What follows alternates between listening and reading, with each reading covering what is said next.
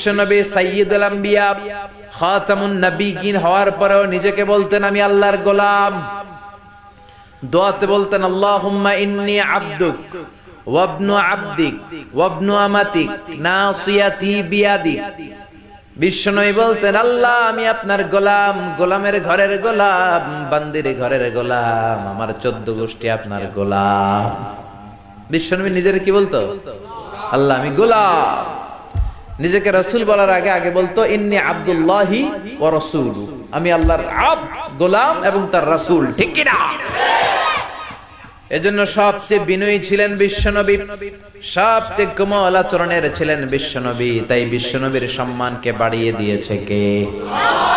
বন্ধুদের সাথে বিনয়ের আচরণ করতেন, সহকর্মীদের সাথে বিনয়ের আচরণ করতেন, স্ত্রীদের সাথেও বিনয়ের আচরণ করতেন, ছোট্ট বাচ্চাদের সাথেও বিনয়ের আচরণ করতেন। সুবহানাল্লাহ, কি মেজাজ আল্লাহ তাকে দিয়েছেন, কি ব্যক্তিত্ব আল্লাহ তাকে দিয়েছেন। The most amazing personality ever in the world.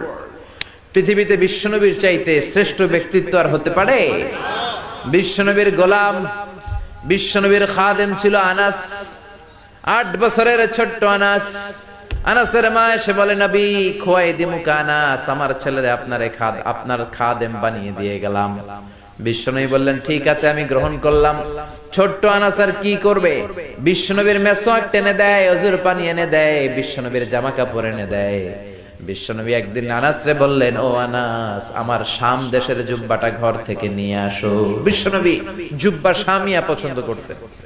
Anas শাম দেশের জুব্বা আনতে যে প্রতিমধ্যে ছোট্ট মানুষ তো, মদিনার ছেলে মেয়েরা কুতকুত খেলে, ওইখানে দাঁড়ায় গেল।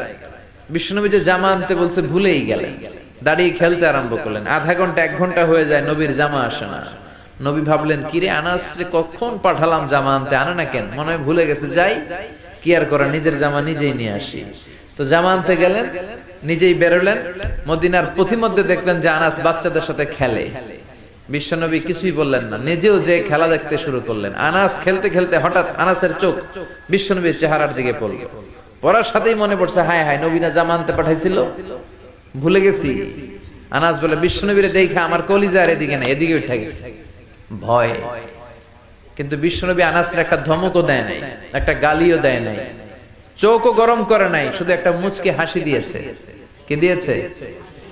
আনাস বলে বিশ্বনবীর সেদিনের এই মুচকি হাসির শাসন আমাকে আজীবন সোজা রাস্তায় রেখেছে, আর কোনোদিন বাঁকা রাস্তায় যেতে দেয় নাই। তার মানে শাসন করতে জানলে মুচকি হাসি দিয়েও শাসন করা যায়, ব্যাত লাগে না, ধমকি লাগে না। চিল্লায় বলবেন ঠিক কিনা?